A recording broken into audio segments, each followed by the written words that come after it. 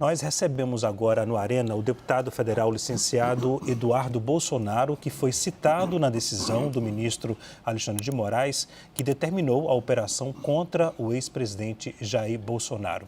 Eu agradeço, portanto, o convite ao deputado licenciado Eduardo Bolsonaro. Obrigado pela participação aqui no Arena. Boa noite, deputado. Boa noite, Leandro, a todos que nos assistem, ao jornalista da CNN, satisfação aproveitar essa oportunidade com os senhores aqui.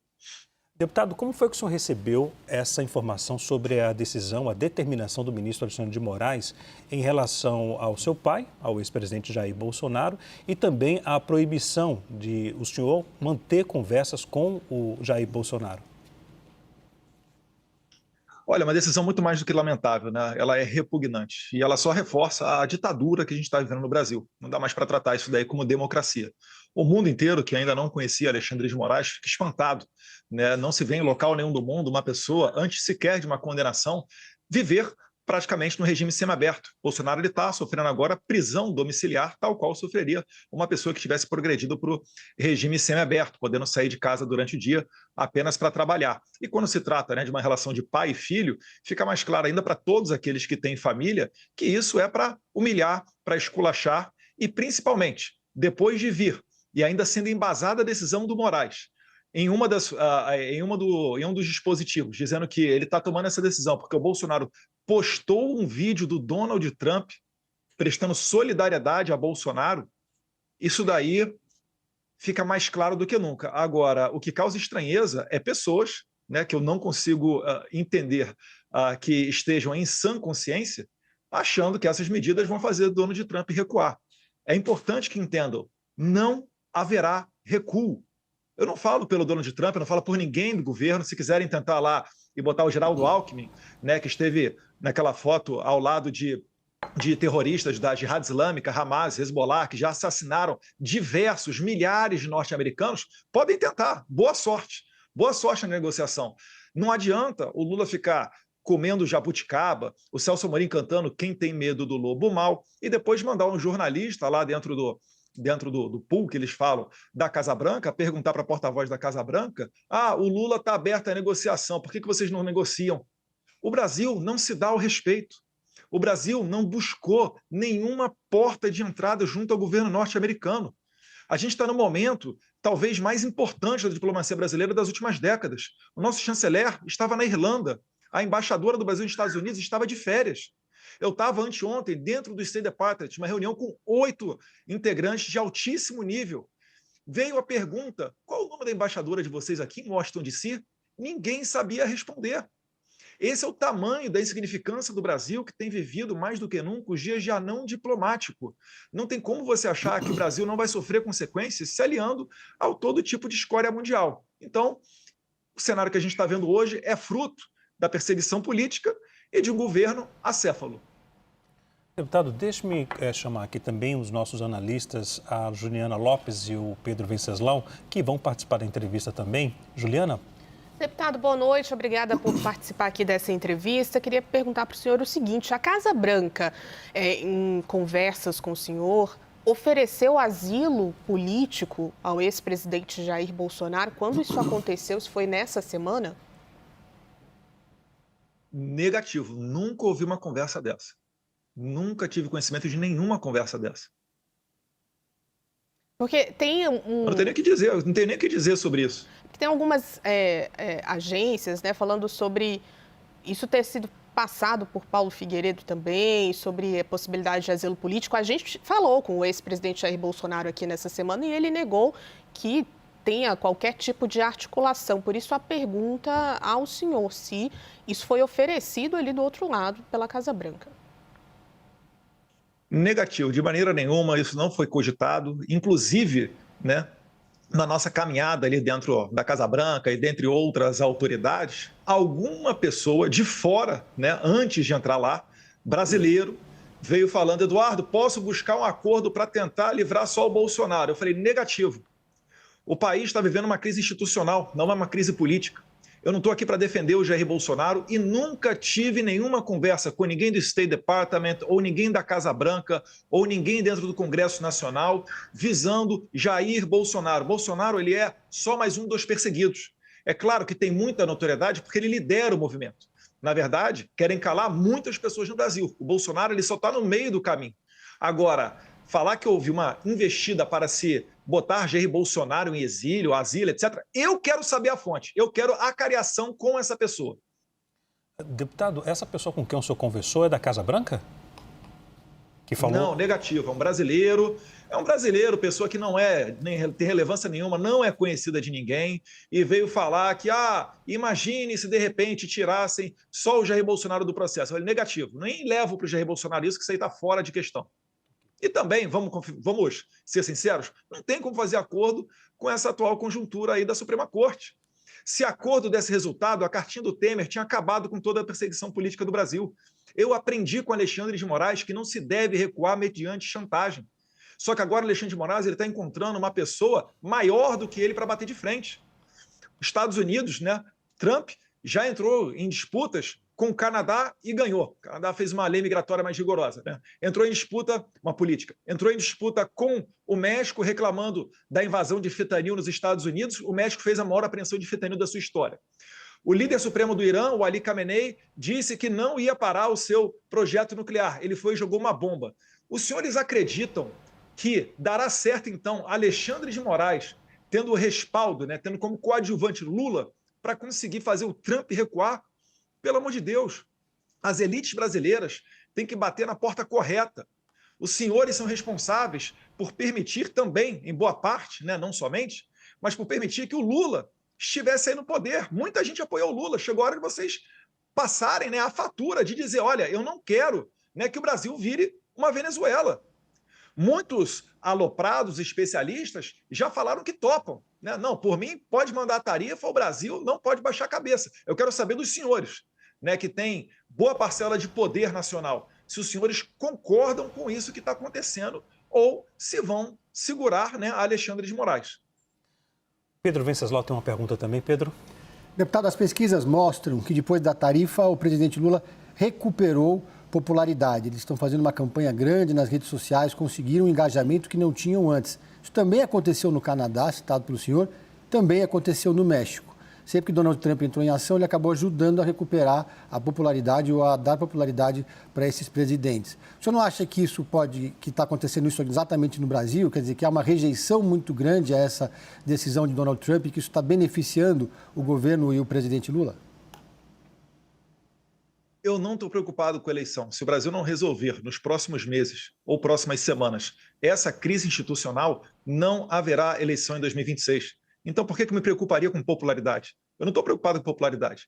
É 100% vitória ou 100% derrota. E eu tenho certeza, se nós sairmos vitoriosos, eu creio, tenho fé em Deus que sairemos, a gente recupera essa popularidade em 1 ou 2 dias.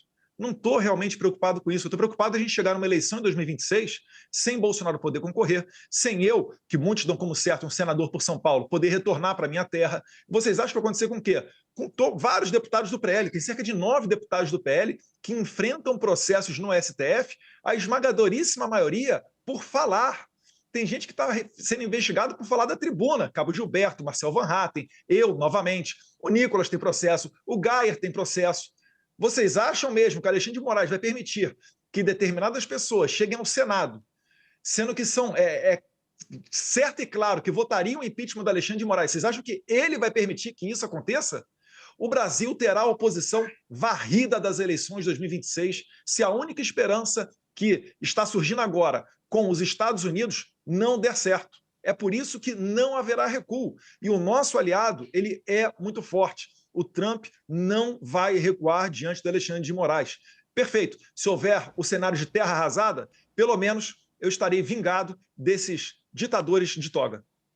Agora, deputado, o senhor vem sendo pressionado tanto por parlamentares daqui do Brasil, da direita, como também por empresários, para tentar convencer o presidente Donald Trump a voltar atrás e derrubar esse anúncio do tarifaço?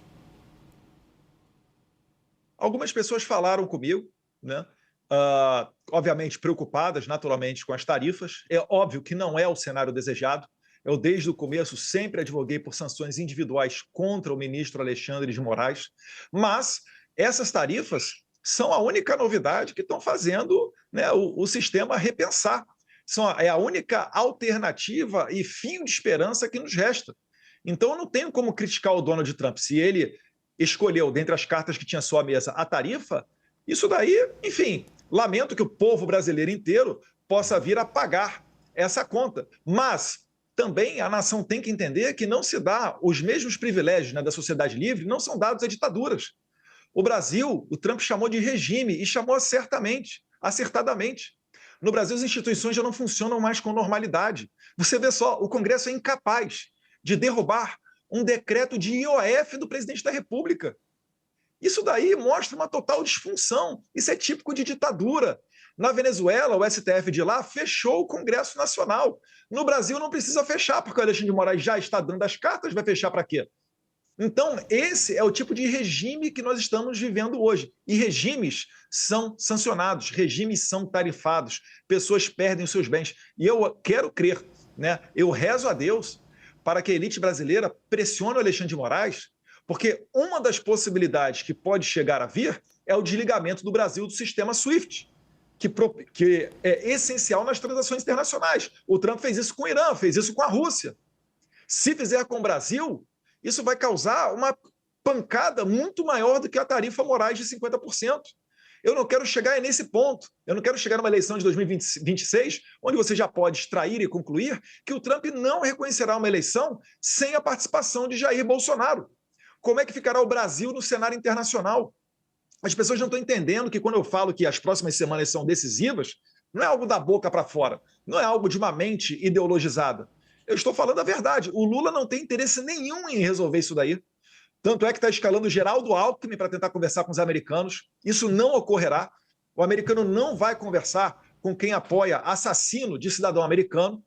O Hezbollah já matou vários, o Hamas, o Jihad Islâmica, até os Houthis. Isso não ocorrerá. Então o Lula está querendo agarrar isso daí com unhas e dentes para tentar resgatar a popularidade dele. Mas isso não vai adiantar, porque a crise econômica, com Bolsonaro preso ou não, ela vai se agravar. E o Brasil, para solucionar isso, só tem uma maneira: é segurando o ímpeto do Alexandre de Moraes. Leiam a carta do Trump. Ele fala que ele abre falando de Bolsonaro, e não só Bolsonaro, a perseguição também a todos os seus seguidores. Os senhores realmente acreditam que o Barroso, escrevendo uma carta para o Trump, com toda a ladainha que o Trump ouviu durante os 4 anos que ele não estava na presidência, né, de defesa da democracia, etc., da qual o próprio Trump foi vítima, vocês acham que o Barroso vai conseguir convencer o Trump? Ou será que ele está fechando, enterrando a possibilidade de uma mesa de diálogo? Porque o mundo inteiro está dialogando com o Trump, inimigos e aliados históricos dos americanos. Só o Brasil que não. E só o Brasil tem uma tarifa de 50% por causa disso. Na carta dele ele fala, mais uma vez e finalizando, né, perseguição a Bolsonaro e seus apoiadores. Por isso que eu tenho falado, olha, a melhor sinalização é uma anistia ampla, geral e restrita. Depois ele fala da regulamentação das Big Tech. Começou agora a sessão 301. Se preparem, virá a novidade dessa investigação da sessão 301 também, que visa proteger os interesses comerciais dos americanos, podendo culminar nas sanções IEPA, né? International Economy Emergency Power Act. Isso vai acabar sancionando muita gente para além de Alexandre de Moraes. Ele continua depois na carta falando alguma coisa de comércio e pincelando também a questão do sistema do complexo industrial de censura. Para que a gente vai pagar o preço disso, se tudo isso são características de regimes autoritários? Agora, deputado... É só isso que a gente está trabalhando e querendo evitar. Deputado, deixe-me fazer um outro questionamento. Fontes, apuração nossa, da equipe CNN, já informou, já passou a informação várias vezes, que o Supremo Tribunal Federal não vai mudar em nada em relação ao julgamento do ex-presidente Jair Bolsonaro. O próprio presidente Lula também afirmou que vai haver, sim, critérios em relação às Big Techs. Nesse cenário de embate entre as instituições aqui no Brasil e ações do governo norte-americano, a população, e eu incluo aí até grupos e aliados da direita, que apoiaram e apoiam tanto o senhor quanto o ex-presidente Jair Bolsonaro. Isso não pode fazer com que, além do país virar um caos, a direita também perder apoio de segmentos que apoiaram lá atrás e apoiam hoje? E você acredita, Leandro, que retirando as tarifas e dando uma sobrevida para o Brasil, onde a gente vai haver uma eleição sem a oposição, com esse governo que aí está resgatando a sua popularidade, a gente só vai adiar o dia da batalha final. Eu tenho certeza que os brasileiros não querem ficar trabalhando até junho, julho, agosto, setembro, outubro, novembro, só para pagar impostos. O Brasil tem um momento crucial para decidir se vai ter um tratamento definitivo de Venezuela ou se vai se alinhar com as potências democráticas do mundo. Não é culpa minha. Eu não estou fazendo nada. Eu só levo os fatos aqui. Eu sequer tenho o poder da caneta. Eu não posso chegar e ficar aconselhando. O presidente Trump faz isso, retire a tarifa. Eu nunca vi o Trump recuar. Não existe recuo. Se este for o cenário, Leandro, lamento. O Brasil será mergulhado num caos e terá um tratamento semelhante ou igual ao da Venezuela. E o Trump, e o Celso Amorim e o Lula estão adorando isso porque eles acham que eles estão indo para o colo da China e da Rússia. Só que a própria China e a Rússia estão fazendo acordo com os Estados Unidos. Olha que loucura. Deputado, quando teve a questão da dolarização... Deixa-me passar. Só para finalizar, Leandro, quando teve a questão perguntaram ao Lavrov, né, chanceler da Rússia, sobre a questão da moeda única do BRICS. O que ele respondeu? Trump, a gente não tem nada a ver com isso não, isso é coisa lá, do Lula e dos brasileiros. Ninguém bate de frente com Trump, não será a Moraes que conseguirá fazer esse feito. Juliana? Deputado, queria puxar por um gancho do que o senhor já falou aqui sobre não termos eleições aqui no Brasil em 2026. Isso está sendo articulado pelo senhor? O senhor conversou com os integrantes do governo americano sobre isso? O que pode acontecer? Inclusive, mais sanções estão por vir? O que o senhor está entendendo que vai acontecer aí de fora? Eu acho o seguinte, para quem acompanha minimamente os posicionamentos dos Estados Unidos e também do presidente Trump, consegue enxergar esse cenário facilmente. Eles não reconheceram a eleição da Venezuela, por quê? Maria Corina Machado não pôde participar, a principal líder da oposição. Depois o Maduro vai e sem uma auditoria, né, até porque a Maria Corina Machado conseguiu comprovar, através de uma auditoria paralela, que ela venceu com mais de 60% dos votos. Né? Ela e o Edmundo Gonzalez, né? Porque ela não pôde participar, o Edmundo Gonzalez foi o seu preposto. Mas ela comprovou que venceu, o Maduro recorreu ao seu TSE, o TSE saiu de uma salinha dizendo, olha, saímos da sala aqui agora de apuração, 51% dos votos a favor do Maduro.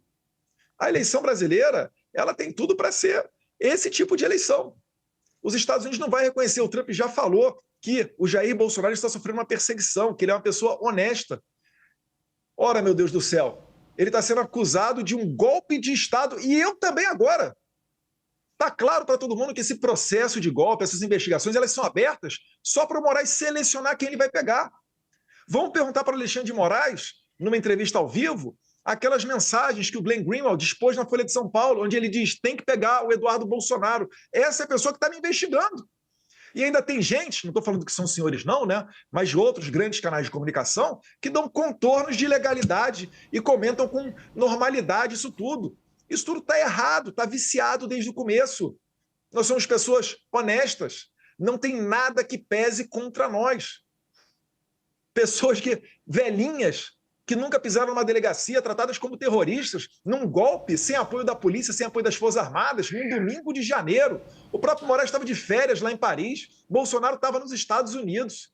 Impossível dar golpe, mas ainda assim querem colocar isso adiante para tirar o líder da oposição da eleição do ano que vem. Isso não tem como dar certo. Eu tenho certeza, se a gente chegar nesse nível, o Brasil não terá as suas eleições reconhecidas em 2026. Pedro? Deputado, o senhor está falando de uma eleição sem oposição. O senhor defende, então, que caso o seu pai, o ex-presidente Jair Bolsonaro, continue inelegível até o ano que vem, caso ele seja preso, a oposição não deve disputar o processo eleitoral? como uma forma de protesto, por exemplo, ou a oposição deve lançar um dos tantos candidatos, apoiar um dos tantos candidatos que já se apresentaram, como Tarcísio Gomes de Freitas, Ratinho Júnior, Romeu Zema, entre outros. Esse é um debate que é muito válido, né? Um Congresso que atualmente não consegue derrubar o IOF, imagina no que vem, com o presidente preso, o filho dele exilado, um monte de deputado fora. Será que vai valer a pena a presidência? Vocês acham que um presidente que queira dar anistia ao Bolsonaro, ele vai conseguir fazê-lo? Ou será que o STF vai inventar uma manobra judicial para dizer que não vale essa anistia? Entendem o ponto que nós estamos chegando? Bolsonaro, né, o Brasil já viu várias pessoas serem anistiadas. Numa das anistias da Dilma Rousseff, ela livrou o Zé Dirceu e o José Genuíno. Quando o Bolsonaro foi dar uma anistia para o Daniel Silveira, aí não vale. Não tem como você confiar nesse sistema. Esse sistema está podre. O Brasil está tendo uma crise institucional. É por isso que quem enxerga essa questão atual com os Estados Unidos apenas pelo ponto de vista comercial ou econômico está fazendo uma análise totalmente equivocada.